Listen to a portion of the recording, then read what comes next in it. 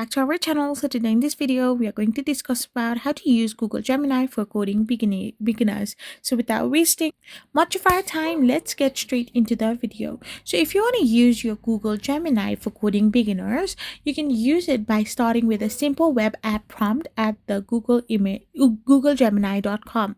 Once you have done this, you can ask it to explain code, and you can simply generate basic scripts like HTML or CSS for a landing page, or debug by typing clear instructions and refining your prompt based on its responses.